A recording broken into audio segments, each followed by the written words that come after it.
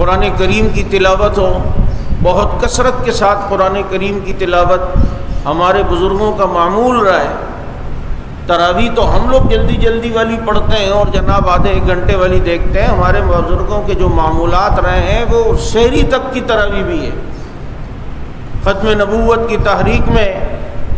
جب ہمارے یہ بزرگ جیل میں گئے، عطا اللہ شاہ بخاری رحمۃ اللہ علیہ تھے،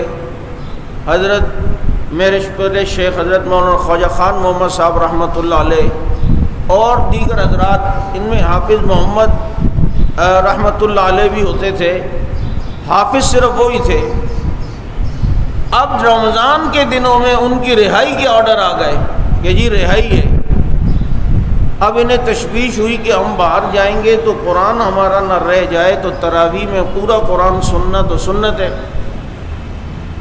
یہ تو ہم لوگ ہیں جو امام کے پیچھے بیٹھے رہتے ہیں، اس نے اللہ اکبر کہا ہے تو پھر جلدی سے کھڑے ہو کے اللہ اکبر کرتے ہیں، تو قرآن جو سننے کی سنت ہے وہ تو رہ گئی ہم سے۔ یہ تو تب تھا کہ جب پہلی رکعت میں سورہ فاتحہ ختم ہونے سے پہلے پہلے امام کے ساتھ شامل ہو جاؤ، تاکہ جناب وہ جو قرآن پڑھنے والا سبق ہے اس میں آدمی نماز کی حالت میں شامل ہو۔ اب انہیں تشویش ہوئی اور 17 پارے رہتے تھے اور صبح ان کی رہائی تھی، تو کہا جی اب اس کی فکر جب ہوئی تو حافظ جی نے کہا کہ آج پھر ہمت کرو، میں آج پورے 17 پارے پڑھا دیتا ہوں۔ ایک رات میں پوری تراویح میں 17 پارے ختم ہوئے اور ادھر قرآن کریم بھی ختم کر کے سنت پہ عمل کر لیا۔ امام بخاری رحمۃ اللہ علیہ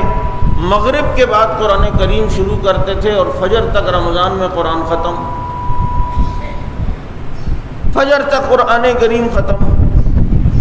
امام ابو حنیفہ رحمۃ اللہ علیہ